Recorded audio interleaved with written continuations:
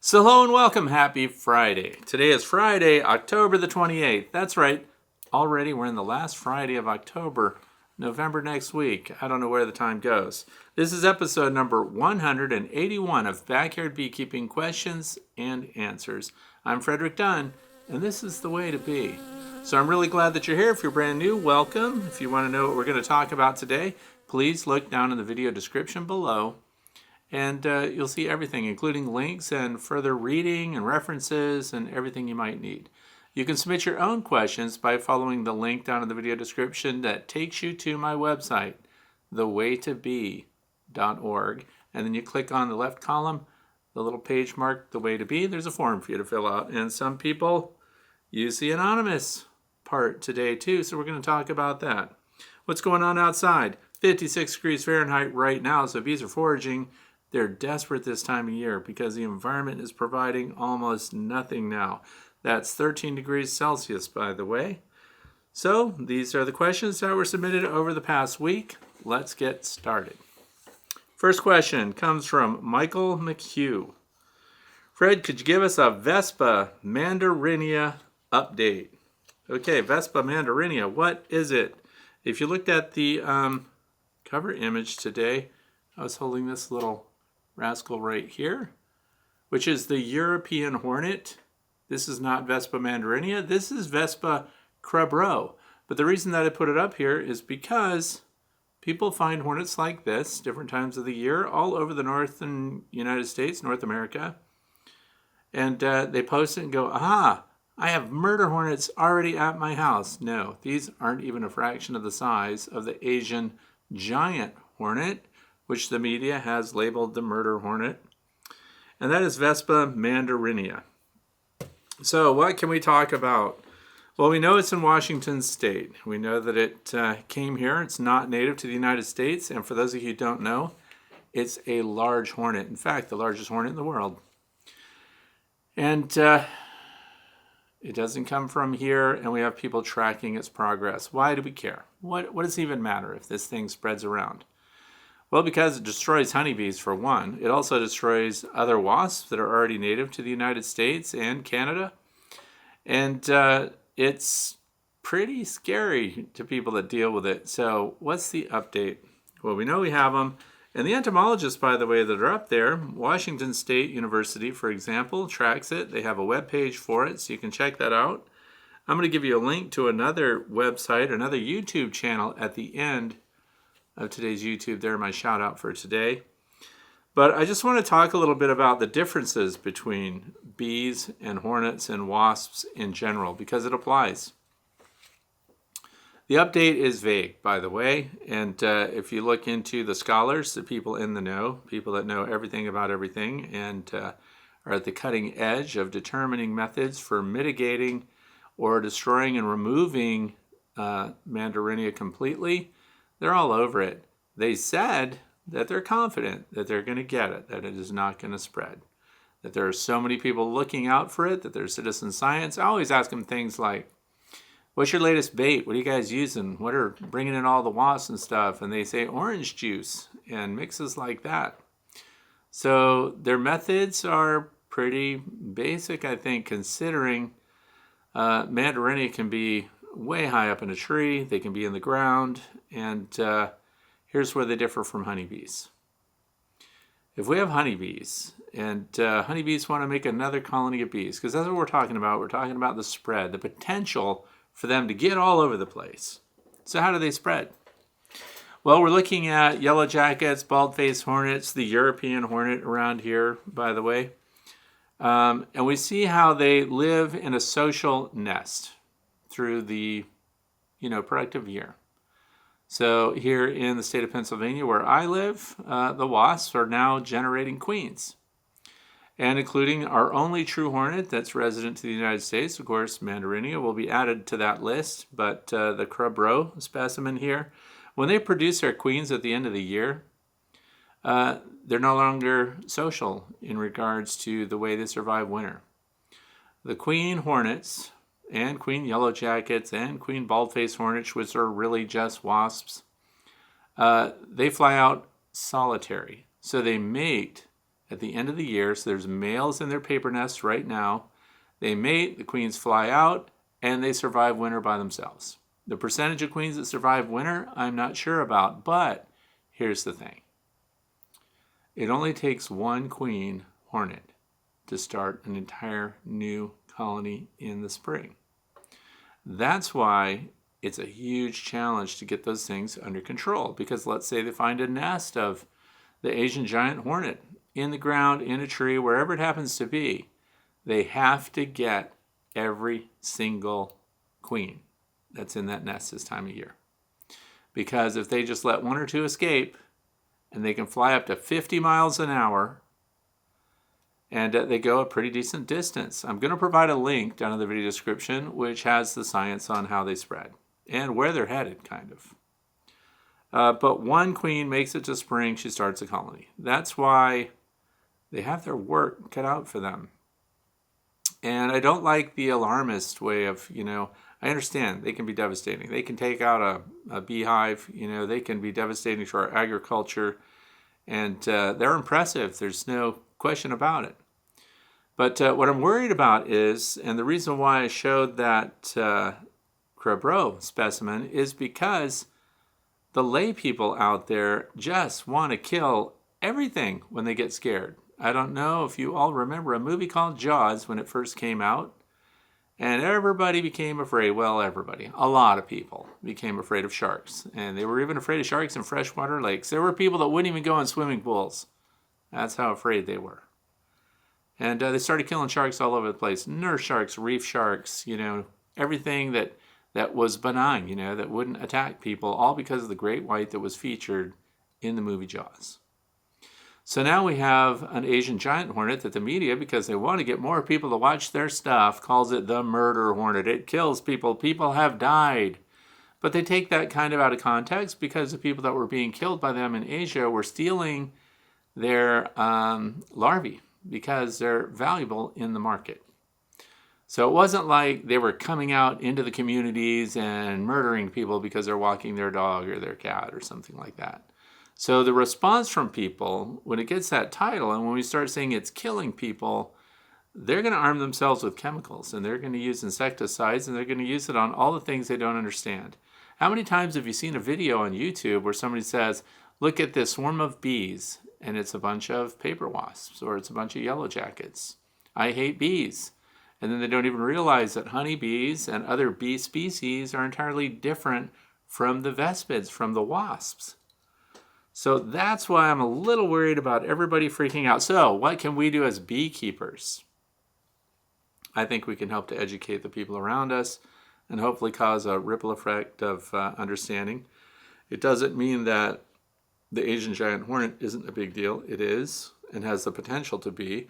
And they're showing its migration. In other words, where it's setting up new colonies, right, towards water and then following the water fronts. So I find that interesting too. And then, of course, they speculate that it could show up on the East Coast and so on. But I just don't want people to become alarmed about every flying, stinging insect. That's all.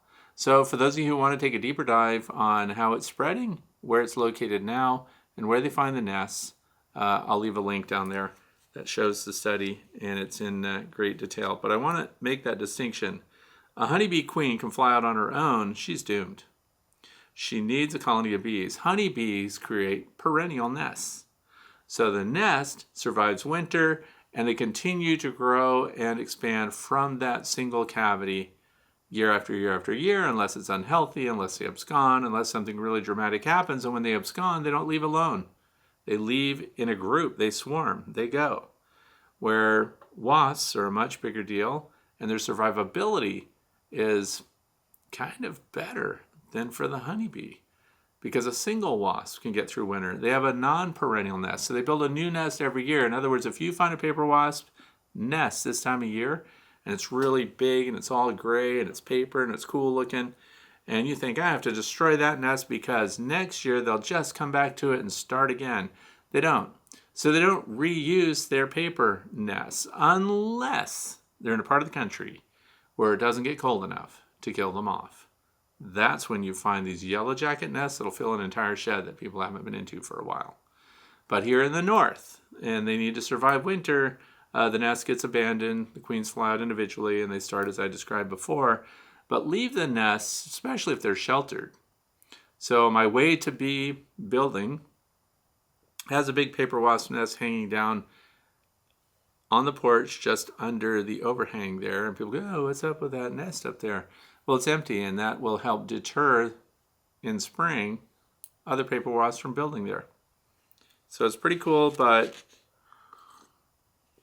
I just wanted to explain the difference and kind of let you know that they have the work cut out for them. There's no evidence that it's spreading rapidly, but I think there's conflict among the experts regarding whether or not we can really get it taken care of to the point where it doesn't exist anymore. Question number 2 comes from Gary. Fred, bee behavior questions 74 degree Fahrenheit this week in North Georgia. Feeding my 4 hives fresh sugar water. Hives have plenty of stores. So, why do bees act like they're starving? Feeding frenzy. Even yellow jackets losing their minds. Okay, well that brings me up to what's going on outside here in the northeastern United States. Cautionary tale. If you're not able to see your beehives, okay, I want to give a shout out today to Castle Hives. Those are the stream team guys, and that's Brian was here giving him a walkthrough of my backyard apiary. He goes, oh, what's going on with that hive over there? And he pointed out one of the Apiary hives, sure enough, being robbed. So, you need to be vigilant about your beehives this time of year, looking at them. What did I do about that? Well, I slid it's an Apiary hive, so I just slid it so there's only one entrance hole until the robbing subsides. When you're looking at your hives and you see that they are very hungry and being attacked by non-resident bees or wasps, and there's yellow jackets are so frustrating this time of year because if you go out there early in the morning as I do, get your cup of coffee, you zip out there, the frost is melting away from everything because, by the way, it was only 29 degrees this morning. You look at an entrance and what happens? I don't mean to suggest that the wasps were flying at 29 degrees, but later on when the sun came up and it was only in the 40s, wasp landed on a landing board, scooted right in the opening of an Apiary hive. Confident, because the bees are clustered in there, and I put my ear down and I listened to the entrance. I could hear the bees inside fanning, but they're clustered. They're not defending the entrance. So I've got this confident yellow jacket wasp zipping right in there. So what did I do? I sit there for 10 minutes waiting for that wasp to come back out, and then I smash him. Sorry for the violence, but I did. So you have to be aware this time of year because what's happening? The numbers are big. The foragers are looking for something to do. On warm days, they're trying to get every last bit of resource from the environment into their hive for winter. Instinctively, it's what they do. They're hoarders. They get everything they can. The most aggressive colonies right now are the largest ones, the healthiest ones, the ones that need it the least. And they're the ones that are going to rob out all those little ones. The phrase is strangling the baby in the cradle. So these little colonies are just starting out. We have to keep them with tiny entrances until this feeding frenzy phase subsides. And that's because we have wasps, European hornets. That's where I got this hornet too, by the way, was going after a beehive. And the bees are too cold and they're clustered and the guards aren't on the landing board to defend. So they get robbed out a little bit. Once robbing starts, very difficult to stop.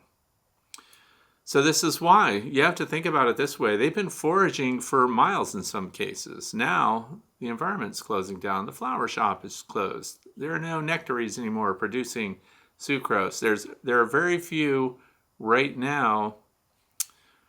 What do we have? Goldenrod is gone. We have asters. So there are still some asters out there. And here's an example when you can really tell that the environment isn't providing enough for the number of bees that are around. If you look at one aster plant and there's a bee on every flower, They're desperate. In fact, they're not getting what they need from those flowers because they're just overworked. That's why when you put feed out right now, you divert those foragers to your feeding station, and it's a dog pile of bees. So that's what's going on. And eventually, and look at the foragers, by the way, that are at those feeders. You'll see a lot of tattered wings and stuff. So they're at the end of their lives.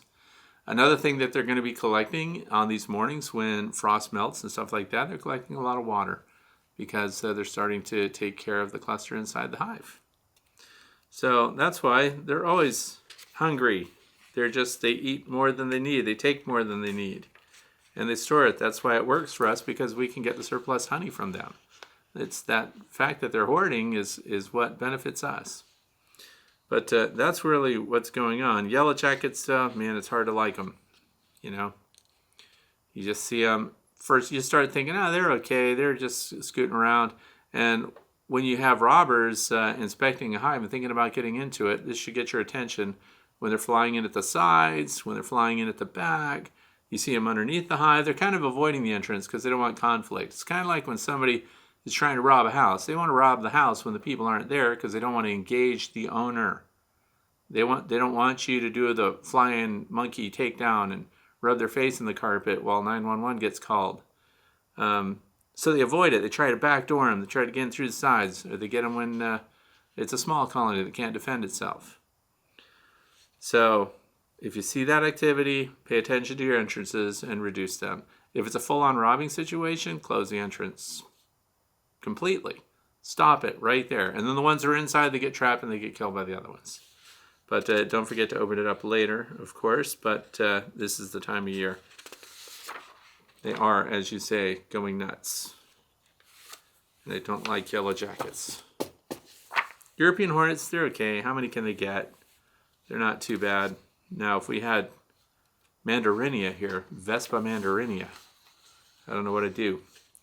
Because we can put screens, in front of the hives that the bees can get through, but Mandarinia couldn't. But then those things will hang out outside the screen and just kill the bees as they come back. So I'm hoping they get a hold of that. I don't want to be dealing with them. Here in the state of Pennsylvania, we're many years away. According to the experts, many years away, even if they make it. Okay. Let's move on to question number 3, which is from Dan Holt. Quick question. I'm in Minnesota, similar climate to yours. How late in the year can I treat with oxalic acid vapor? For those of you who don't know, oxalic acid is used to treat for Varroa destructor mites, which are parasitizing your bees. They're found in the nurse bee area primarily. They like to reproduce in brood, drone brood preferably. Guess what's missing now? The drones aren't being developed, so all of your residual mites are headed for your worker brood. They're on the nurse bees, and they're robbing them of their fat stores. They're giving those bees liposuction, is what they're doing. So the adult mites are attaching themselves to the underbellies of the bees. They get between their plates. They get their little feeding mouths in there, and they start dissolving away the fat stores of the bees. So it's bad news. Now, can you treat with oxalic acid vaporization in winter? Yes. Here's the thing to consider. What's the cluster doing? So you want to do it at the most effective time. So there's 2 things to consider, really. One is, what's the cluster like inside the hive? If it's below 60 degrees Fahrenheit outside, unless it's like a super insulated hive, they're going to be tightly clustered. The colder it gets outside, the tighter the cluster gets inside. What are they clustered over? They're clustered over whatever brood they have. What's in the center of the cluster? The most sensitive bees, the nurse bees. And in this time of year, the fat-bodied winter bees, which are like super nurse bees. They're sheltered in the middle. The older bees are on the outside. So where are we trying to get our oxalic acid to land on the surface? We're trying to get it to land on the surface primarily of the brood area, the brood frames. And we want it to get all over those nurse bees because that's where we want it to come in physical contact with the Varroa destructor mites so that they can lose their footing, so they can lose their ability to feed, so that they can fall down through your screen board or your bottom board, or the bees can chew them up and groom them off, whatever happens. So the temperature limitations really are based on how tight the cluster is. So if you get a day that it hits the 50s, my target zone is end of November, and we do get some warm days like that. So You see the weather people and they're saying it's going to be 55 degrees Fahrenheit today or 60 degrees Fahrenheit today, you can treat. Now, if 2 days from that it's going to hit 70 for 2 hours in the afternoon, optimum opportunity to treat. Because at the end of November, beginning of December, here in the northeastern United States, you're going to have the smallest brood, and therefore, and they're changing this on us, by the way, they used to call it the phoretic state. So phoretic mites were mites that were outside of pupa caps because it doesn't work underneath the capping of a developing honeybee.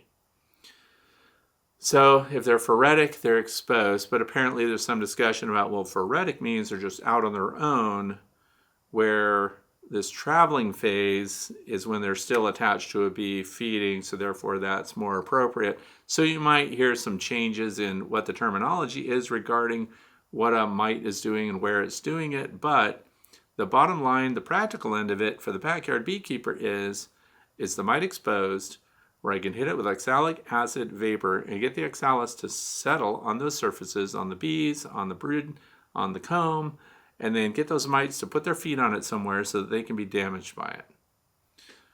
And so that means a loose or open cluster, the warmer the day the better, and an opportunity to hit them when the brood is the smallest and therefore more mites are available to get that oxalic acid vapor. Other than that, we don't have the temperature parameter restrictions that you had, for example, on Formic Pro.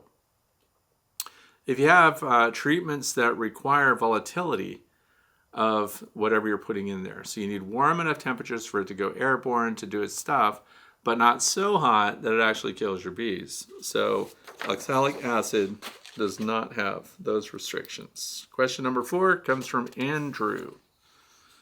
You ever deliberately bury your hives for insulation? And this was posted on my YouTube that showed cleaning out entrances for beehives, so heavy snow.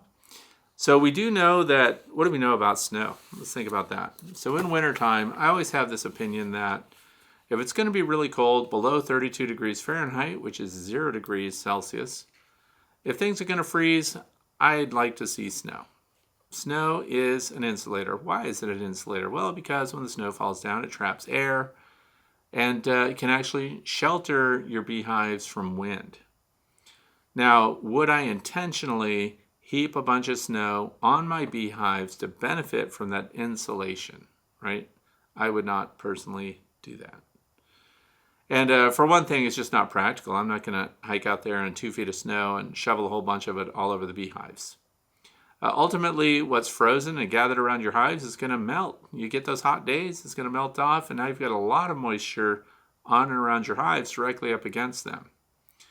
And so what the bees do, even when, and it's fun to look at your beehives, and I hope you do that. If this is going to be your first winter and you've got snow, or even those who've kept bees for a long time, I always go out there and check the hives in wintertime. I like to look at them. I like to see that even when the snow gets really deep and it banks up against the hives, I like to look and see where the airflow is.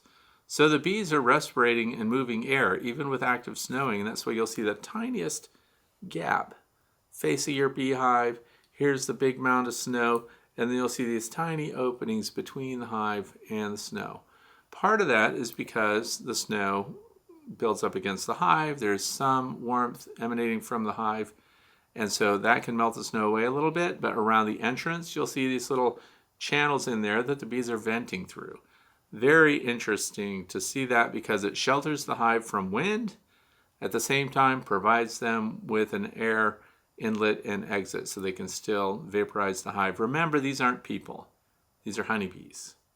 So they don't need the same levels of oxygen to survive that we do. What you might perceive as too high humidity inside the hive might be comfortable for the bees, and in fact may have a secondary effect of reducing Varroa destructor mite reproduction. High humidity, low oxygen, high CO2, the bees can handle it, and some lab experiments, not practical outside in your bee yard experiments, some lab experiments have demonstrated that the reproduction of the mite can be shut down by as far as 1% normal reproduction. So anything that makes those mites is okay with me. But as far as heaping snow around it, by the way, snow is still prone to letting the outside temperature impact what it's up against until it's how deep, how thick. How deep does it have to be? Snow needs to be 12 to 18 inches before it's insulated from the outside temperatures. So the other thing is snow density. How are you going to pack it up against your beehive? So if you're using the shovel, every shovel load packs it kind of tight up against there, so the less air that's in the snow, the less insulation properties it's going to have. So now you've also added more water potentially up against your hive. So I'm just getting you thinking about what that actually does for your bees. Sheltering them from a strong wind, sure. So that's helpful. Those of you who, like I did as a child, we made these big piles of snow, we dug holes in them, and then we used sleds and we made our own igloos, and it felt warm in there. It felt warm because it provided shelter, no wind. The interior surface of the snow is 32 degrees Fahrenheit or 0 Celsius.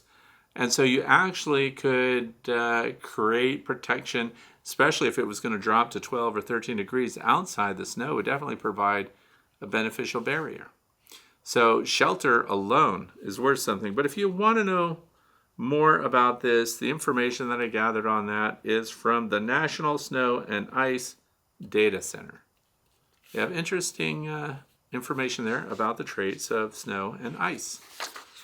So, no, I would not intentionally pile it up, but if it comes and the wind blows it in there or the snow falls on the hives, you see hive covers with 10 inches or 20 inches of snow on top of them, which is not rare here, and it's insulated inside compound. It's just it's fine for me. I don't mind at all.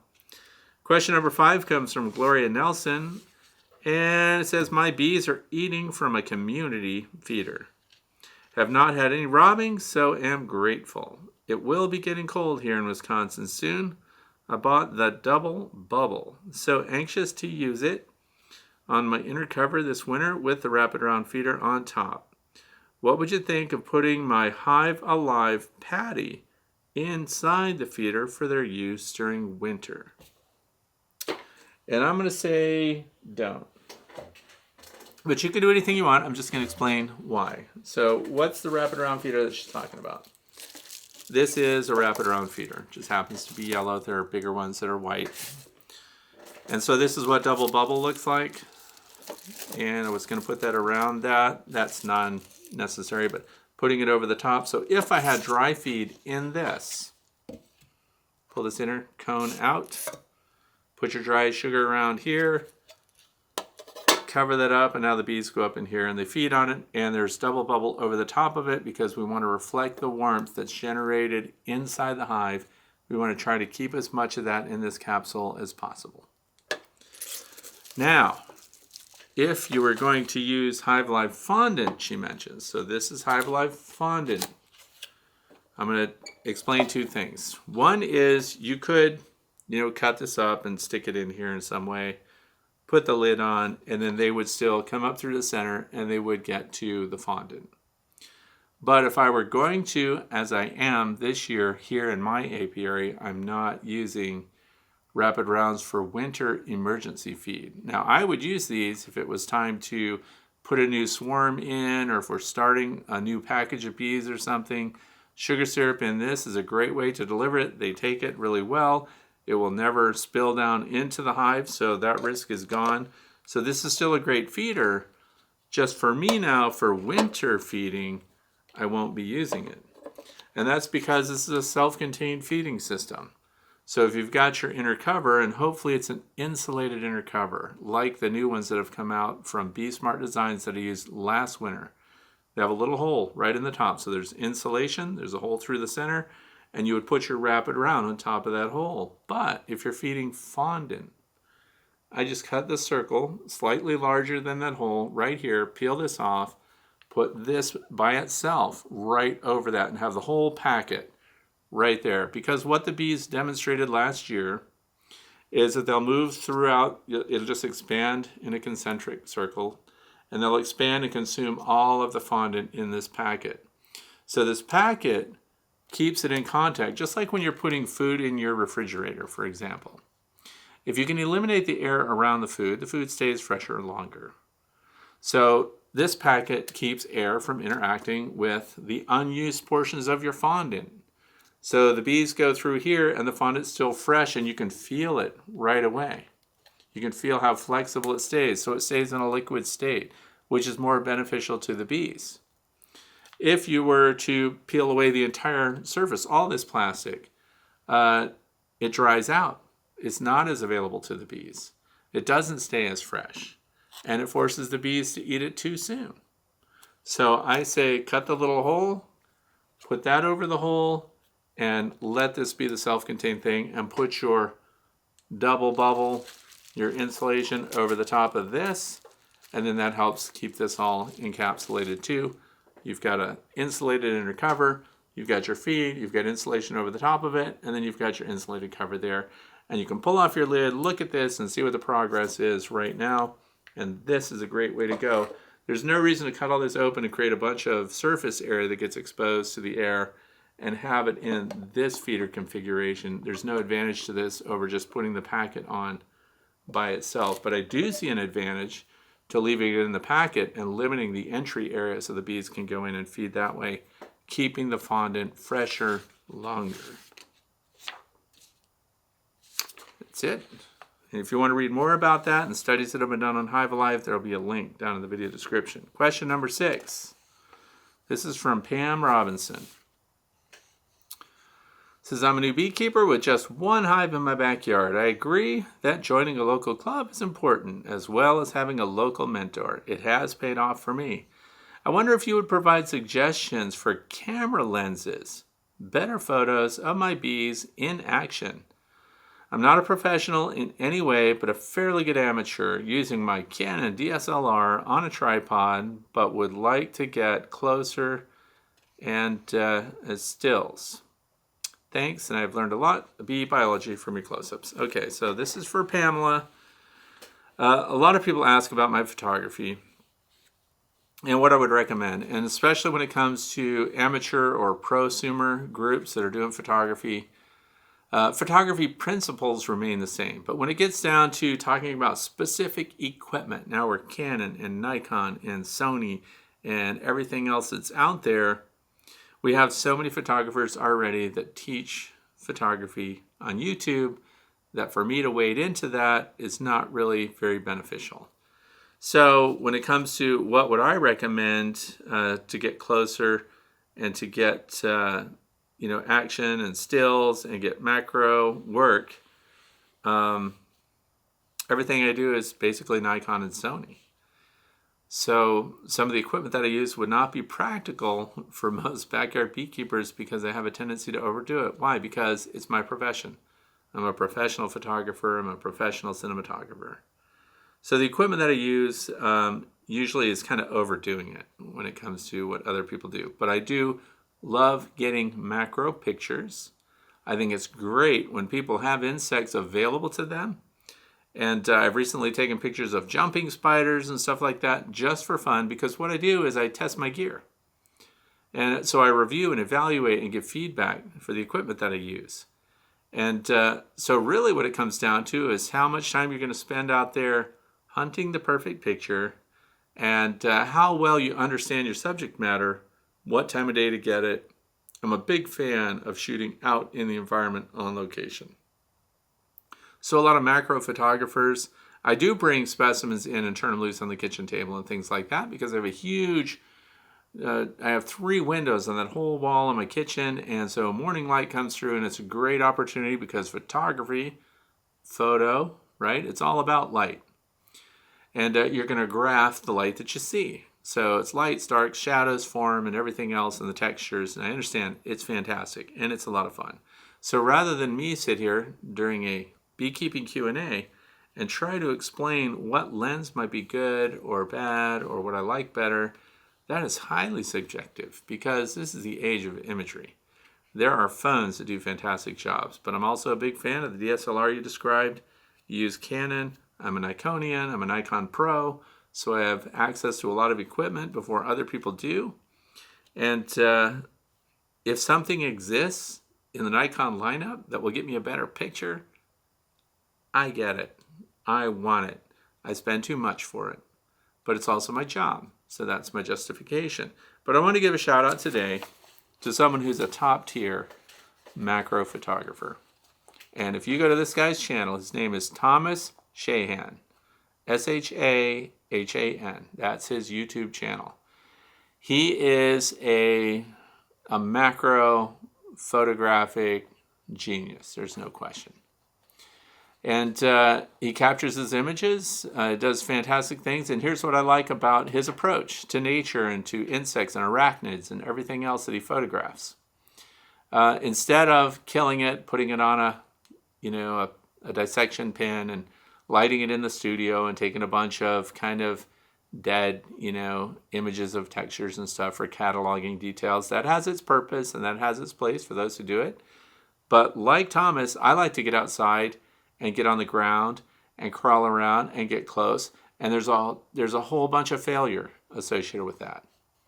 And that to me is why it's so exciting to do, because when you're laying on the ground and you get that perspective that other people don't get. We have lots of pictures of bees on flowers and stuff like that. What's the vantage point that people usually take those pictures from? Whatever happens to be your normal standing vantage point. It's like when people take pictures of little kids and toddlers and all the angles are down angles looking at them, right? So you have honeybees that are foraging on low-growing plants. And we have a lot of photos of shooting down at the bee. So we have these angles down at the top. So this part I will explain as part of my process is to get down at eye level with whatever it is I'm about to photograph. So if I have clover that's 6 or 8 inches tall and the bees are going to come and land on it, I want to be shooting straight across the same plane as the bee, or I want to shoot up at it and it makes it look even more majestic. Now, the minute you get all set up and you combat crawl up there with your photo gear and you've got your off-camera lighting and everything else, it makes you look like a super shutterbug nerd. You get all set and you're about to get that bee and it flies away. So I'll tell you a trick. You pick flowers for those of you who want to photograph honeybees. I'm giving you my tips right now. You sit in an area where they're really actively flying already. You pick a flower that looks really promising. You're 99.9% sure that a honeybee is eventually going to come and land on that flower. Because here's the other thing. Honeybees, they don't like you sneaking up on them, especially if your focal distance is 3 inches or something with your macro. If they're already on the flower and you bring a lens up, which just looks like a big eye to them, as soon as you get there, they're going to fly away. But if you're already there and you're already focused, you're pretty focused on that flower, you just know a bee's going to come. And you have this great sunrise coming. That's the other thing, time of day.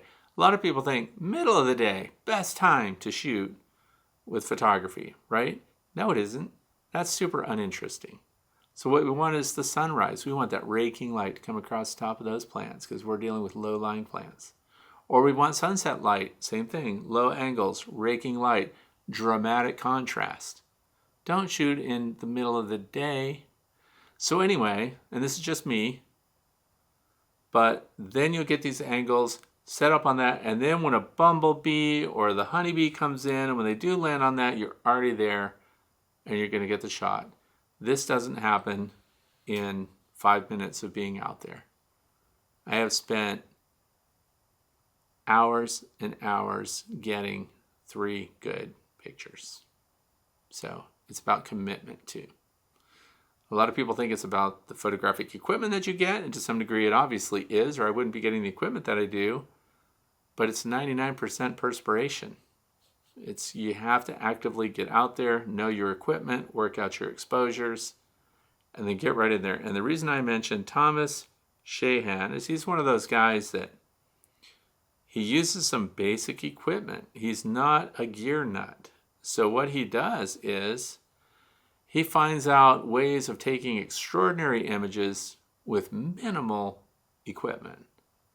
And then I think he enjoys maybe outshooting people that have every other equipment advantage that he does not.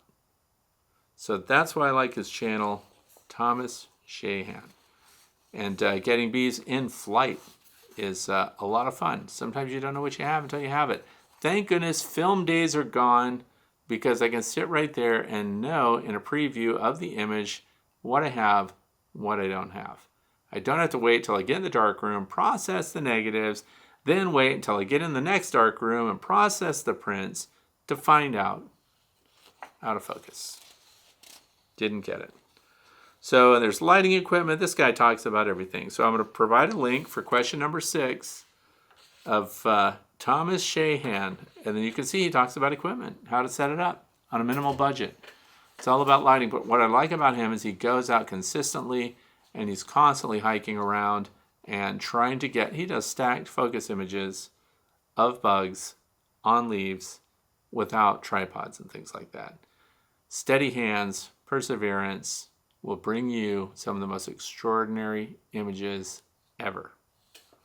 Understand your subject matter. If you're a beekeeper, like me, like hopefully many people that are watching this, you have ready access to all of these specimens. Because also when you're open feeding, this is one of the reasons I enjoy open feeding. I get to see all the different species of bees, and because bumblebees and everything else come too, aside from your honeybees. And then we have all the wasps and the hornets and everything coming there too, and that allows you to collect specimens, get photos, and everything else. So rather than run all that down, I hope that was helpful. Question number 7. Here's an anonymous question from somebody. First name, Hive. Last name, Tool, from Alexander, North Carolina. In your last Q&A, you had a tool for cleaning out dead bees in winter. I was wondering if the bees may use the dead bees in winter to control their incoming air at the entrance, and if removing could mess with their system. Okay, so first I want to address to Mr. Tool, Mr. Hive Tool. This is your clean out tool that I was using last year because it came out last year from Bee Smart Designs. And they sell these at Better Bee, probably other places too. They're under $5. Look how long it is. Reaches all the way back on your landing board and scrapes things out. But what I want to address on this question is, should we be, the suggestion is that maybe the bees are wanting to leave their dead at the entrance and they want to use them for insulation to keep the air from blowing through. And I say no to that. And here's why. If we look at what bees do on their own, they're not in boxes like we put out there for them, for starters. Where's the entrance in the beehive in the spaces that they occupy? So let's say a tree. The ultimate, habitat for a bee is a hollow in a tree. Where's the entrance? It's rarely, if ever, on the very bottom. And it's a horizontal entrance. So, and I always ask this question too, any cutout, any place that bees are occupying a space that we're not controlling, that we're not manipulating, where's the entrance? How big was the entrance? How much clutter is on the bottom? Is there a bunch of debris in the hive that is under the entrance? Is there, because there's some question, I get a lot of questions recently about biofloors or putting intentional debris in the bottom of a beehive to help them out. Well, if we're paying attention to what the bees are doing in the spaces that they occupy, they don't want that because they are clean as a whistle. And that includes at least where we are. Now, maybe it's a southern thing. I don't know. Maybe some other part of the world. They collect a bunch of debris in the bottom and they just leave it there. But here in the state of Pennsylvania, in my area, I go in there with a endoscope. And you can use a borescope or whatever you want. But you go in, and one of the things I'm very interested in is looking at the floor of the hive. It's clean. There's nothing down there. So these undertaker bees, housekeeper bees, all the bees that are designed to remove, not designed, but their job at the time is to remove dead bees and material from the hive. So when the weather's warm enough for them to do it, they're getting rid of it. So this ties us to the question of, what about in the winter time? When would the bees pile up their dead in an entrance? Well, they let the bees, the dead will accumulate in the bottom during winter because they can't get out and fly. So they can't fly away with the dead bees and drop them in the grass the way they normally do. So you do see detritus and dead bees and things like that in winter when they can't fly. But it would not be plugging up the entrance. If the bees have a really long entrance, and I have several entrance designs going on, especially in my observation hive building right now, different diameters, different lengths, some of them are 6 inches. So that would imitate a tree wall that was nice and healthy, 6 inches of entrance, and the angle goes down so they can vent through it and it's not on the bottom. So with my observation hives, there are no bottom level entrances. So they're always a few inches up and then out the side. And that's because that's what we find most often in cavities occupied by bees. So I think that cleaning them out, we're doing a lot of things when we do that. One, we're saving them the effort of raking out their undead bees. They need a egress route to do that. So it's very interesting too that they can go down and get the dead and drag them up and out and over obstacles and everything else to get rid of their dead. If they're on the bottom board, it seems easy to do that. But when they have an opportunity to remove the dead, they do. If they want to add more insulation in an area or cut down on airflow, this is why it's important to keep your entrance configuration location the same throughout the year.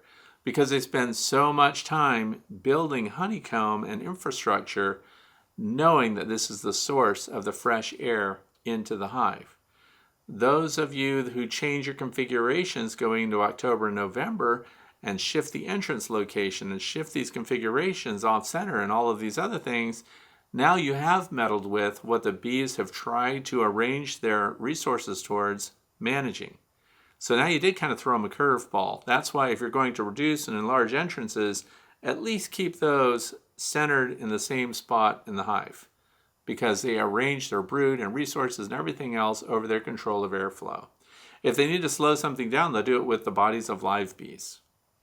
So we want to get the moisture out, the stink of dead bees, and it just helps them out. Otherwise, it would be in the bottom. But for those who are thinking about biofloors, different times a year, that would be completely clean. And then they propolize everything too.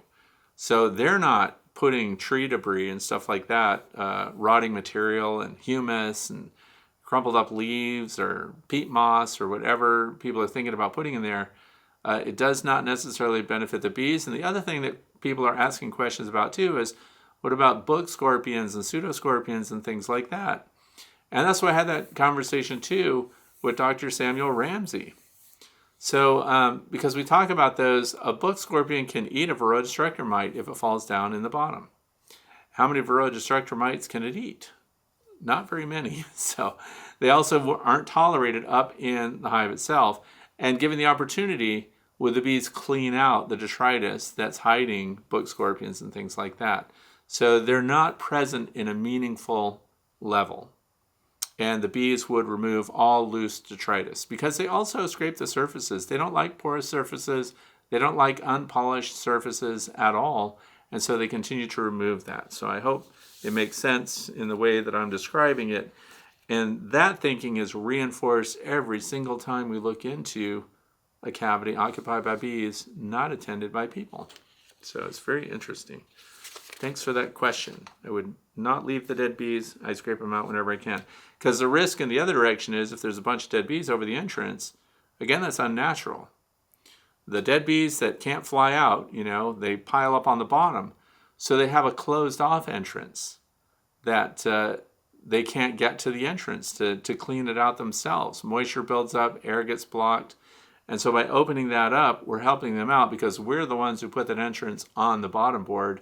If they were in a tree, for example, as described before, there would be a space below. And if you've ever seen these cutouts in buildings and walls and things like that, the comb comes down, but there's always a nice big space below it that's nice and clean, by the way. So clean it out while you can. We've altered their environment to suit us. Now we need to help them maintain it and keep the hygiene up. Question number 8. Craig Shevlin. So I'm going to build 2 long hives this winter. I know through the years you have addressed questions about hives dying out over winter because they moved up through the hive and ran out of food even though there were stores to the sides. What is the driving desire for the bees to feed horizontally compared to vertically? I know you had a problem with your first horizontal hive first year. I wanted to learn from your mistake and not make my own. Yes, that's why we're all here. we want to not repeat mistakes. Hopefully I'm helping you skip over some mistakes. The horizontal hives, there are two factors to, well, there could be more than two, but there's two main ones that I saw. And that is going into winter, we want a sizable colony of bees. If you've got a big, this is a Langstroth hive we're talking about now, horizontal, long laying. So a couple of things happened. One is there was venting between the top and the base. It looks like a coffin, unfortunately. And where the roof closes and comes together with the base, there is a tiny amount of airflow there. So inside, there's 1-inch thick cover boards. Those 1-inch thick cover boards, in my case, are made out of red oak. Below that, below the cover board, there's an airspace, and then there's the back, and that airspace is 3/8 of an inch, which is bee space. And then there are the backs of the frames below. So the bees need to be able to do a couple of things. One, they need to be able to retain their cluster over the brood, which is their future. They need to keep the queen alive. They need to keep these nurse bees sheltered and protected. So we need thousands of bees to do that. Now likewise, they need to, on these warmer days, you get these intermediate warm-ups when bees can do cleansing flights, is when they can leave the hive. Cleansing flights take priority. They collect water. They bring that in. And so they need the numbers to provide all of these services at the same time. So we need bees that can fly out and get water and come back and attend to the hive. We need undertaker bees that can drag the dead out and get rid of them, while other bees are warming and caring for your brood.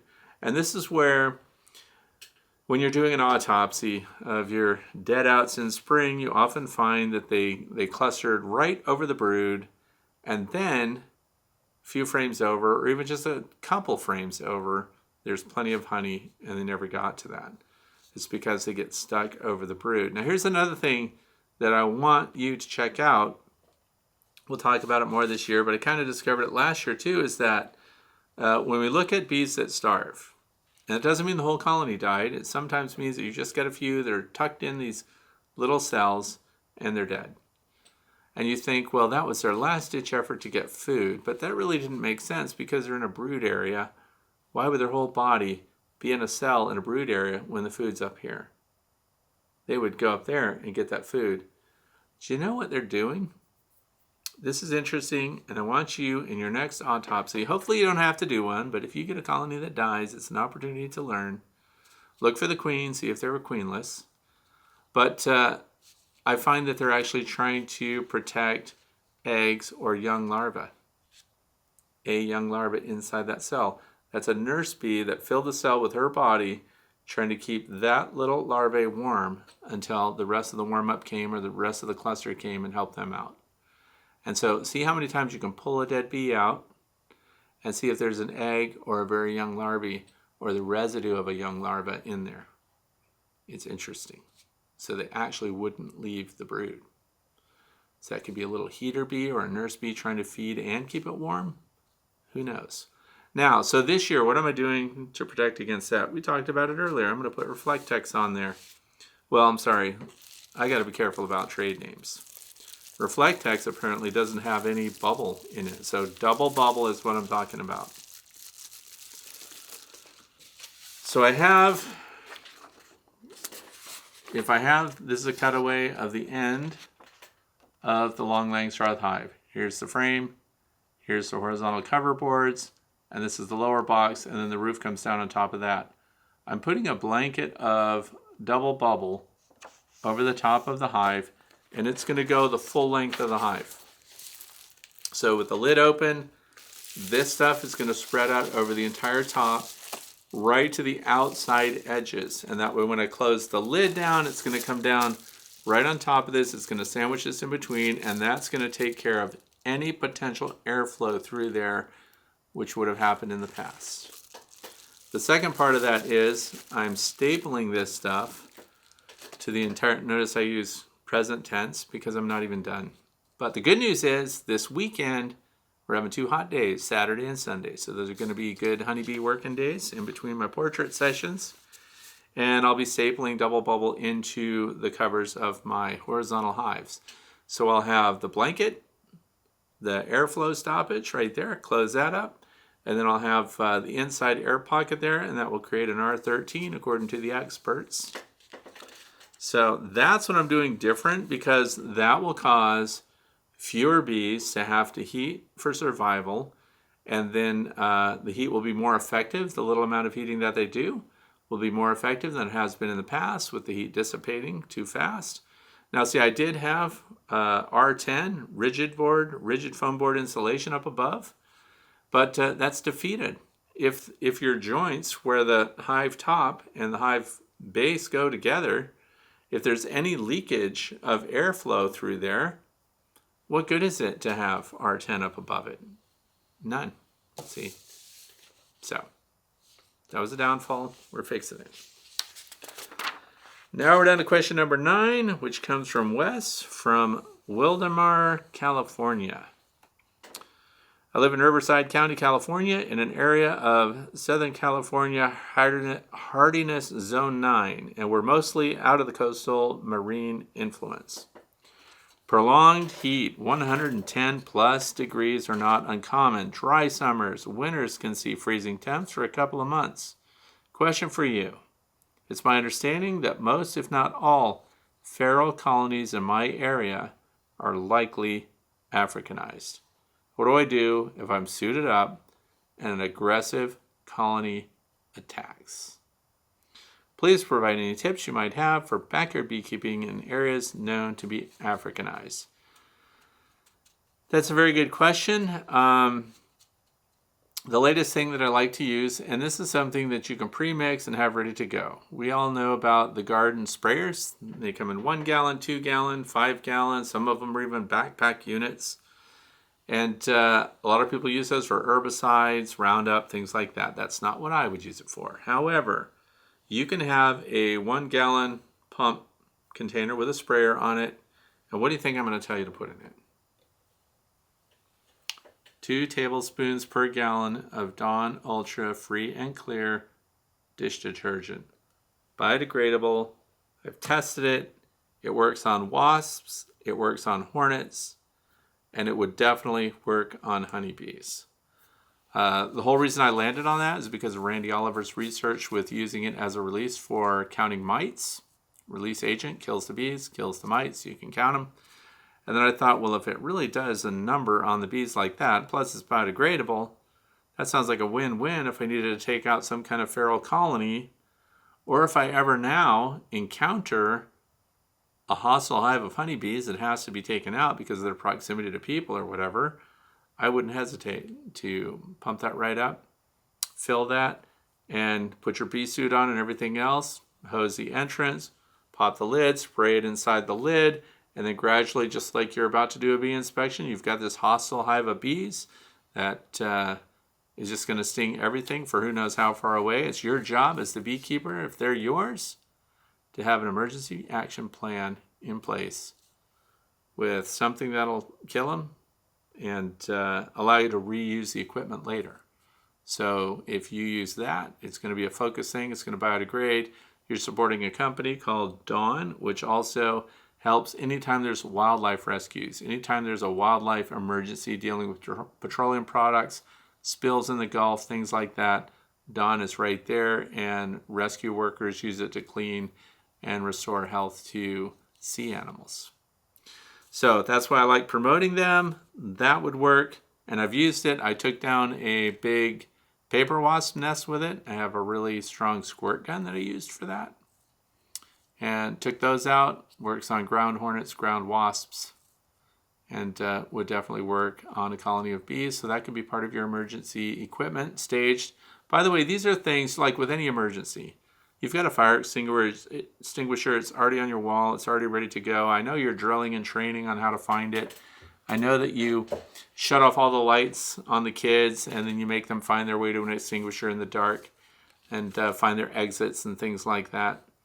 And so emergency training, practice grabbing the stuff, everything that you need, and have it set aside from your regular gear. And some people don't even own a full bee suit. If ever there's a reason to own a full protective bee suit, that would be one. If you live in an area where the opportunity to encounter Africanized bees, which would have this irrational response to a beekeeper, and potentially attack and kill people, that's an area where you want to have maximum protection, maximum equipment, and something to euthanize the bees. So that would work. CO2 extinguishers and stuff like that, big and heavy. I have a big, huge 50-pound CO2 extinguisher. A lot of people can't carry that around to hit the bees. It's only knockdown, by the way. They'll snap right back. So with that, it gets right into their spiracles and kills them. It defeats the cuticle on their bodies, and it grounds those bees right away. That's what I would recommend. That was it for today. Now we're on to the fluff. So thank you for that question. I hope you don't have to deal with it, but you need to have the stuff on hand, ready to go. So for the fluff, I've been doing a test recently for inverted drinkers. Now I generally don't put them on hives. We know we use the rapid rounds and stuff, but what I have here is a quart jar, and there's an arrow on it right here.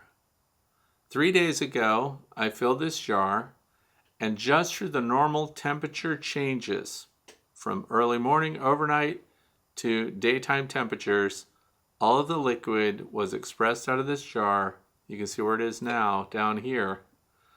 So liquid came out of this on its own. And this is why I want to talk about this, because a lot of people think my bees are taking down syrup like crazy. You'll hear that all the time. And we don't always know if they're taking the syrup because they have to, or if they're taking the syrup because they're actually hungry and they want it, especially as you get later in the year. So no matter what you're putting in that jar, and this, by the way, that's a feeder lid that's designed for quart jars, and it's designed to go on mason jars. It's designed for feeding bees. So now if the bees take it, when that jar is full all the way to the top, you'll have little or no leakage into your hive. And this is also why I want you to think about where that jar is placed over your bees down below. I don't like the idea of having an inverted tank style or bottle style vessel over your bees in the center over the cluster. As that airspace, if let's say they do consume it, as the airspace grows, you have the dynamic of what goes on with the thermal changes. That impact becomes greater. And each morning as the temperatures rise, it pushes more fluid down into the hive. And if you've got your hives tilted forward and the landing board is, on the low side of the hive, most people that are feeding try to keep their hives fairly level if they're using inverted jars and stuff. But what I want to illustrate is that took 3 days. 3 days without any bees feeding on it. It didn't matter if it had ProSweet in it. It didn't matter if it had 2-to-1 or 1-to-1 sugar syrup or water. In 3 days, almost all of it had expressed out on its own just from the expansion of air. And what happened at night when it got really cold? It drew air in, so that air contracted up above and pulled air through the feeder and up into that void. And then when it warmed up again, the pressure went positive up there and pushed the liquid down and out through the feeder. That's why I'm saying be very careful when you think that they're consuming all of the sugar syrup and they just need so much more. Unless you're keeping it topped off all the way, which most aren't. By the time it gets down to halfway, the amount of fluid being pushed out of there without the bees drawing it is increased. And so it actually picks up momentum and more. So the lower it is, the lower the fluid level inside those inverted bottles and tanks. The lower the fluid level is, the more of it gets pushed out through the thermal dynamic, just air pressure inside that void. That's something really to think about, because that does not happen with rapid round feeders, with some of the Sericel hive top feeders. Even that Apame feeder is a reservoir. It has no potential to express its liquid down in onto your bees. So if that were to happen, let's say you put jars of honey on, some people have even done that, thinking that that's better in winter because it's honey for the bees. It has the potential to express honey down into your hive when the bees are not drinking it. And you can destroy brood down below because honey will run down and suffocate brood. And the bees have to clean one another up at a time when they're not into consuming that resource. So it's very important. Please know what's going on.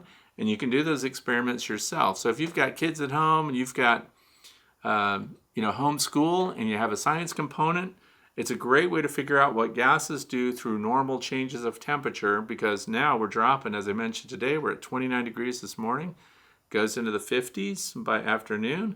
That's a 30-degree change. And if I had left this out there as part of my time-lapsed observation, today it would have emptied itself without any bees drinking.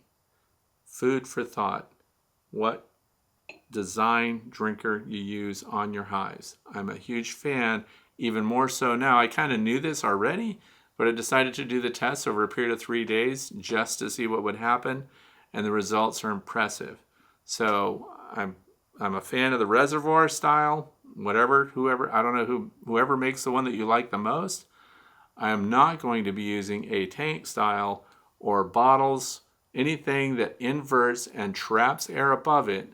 You run the risk of expressing sugar syrup, pro-sweet, or even honey down onto your bees when they don't have a demand for it with the population of the bees in the hive. Food for thought. Also, today's shout out for those that were asking about the Asian hornet. So I want you to understand how they figured out, first of all, the geography and where they're headed and how they're expanding. That's one thing, and that link will be associated with that question when it was asked. But today's shout out goes to another channel altogether. They don't speak English. And let me explain, they don't have to. If you'll watch this video, you're going to understand much better about Vespa mandarinia, the Asian giant hornet. The title of the channel is Hornets Removal. So, and then what they show is they've got meat out, and these Asian giant hornets come and they cut away the meat. They're incredibly good at harvesting meat. And of course, where do they go? Why are they harvesting meat? The hornet itself cannot eat the meat. They can't process it. They're going to fly back to their nest. And this video, I really hope you'll take a minute to watch it. I already commented on it. And when they get the hornets, they hook a piece of, it looks like cellophane or bread wrapper or something, to the bee, and it's big. It's a long piece like that. And this thing flies off, and then what they do is they send out scouts, other people that are helping them locate these nests, and they see where it flies with that, and then they move closer and closer, and they're spotting it, and they're talking to each other on their cell phones, and they're finding out exactly where that nest is. And so here in the United States, they're using radio transmitters, and they're attaching them with dental floss, and it's a great way to find out, again, where they're going. But these guys also get in, and they cut it all apart, and they're going to show you what the nest is like. It's very impressive. I hope you'll watch it, and I hope, even though they don't speak English, that maybe you'll make a comment on there and say that you appreciate. It'll really kind of bring it into perspective what those look like, and you won't have somebody showing you one of these and saying, we have giant hornets. This is like a mosquito compared to that. So I hope that you'll watch that. I want to thank you for being here with me today, and I hope that you have a warm weekend as we do here, and you have an opportunity to get out there and really make sure you're not being robbed. Watch out for inverted style feeders, and take care of your entrances and get your bees ready for winter. Thanks for being here. I hope you have a fantastic weekend.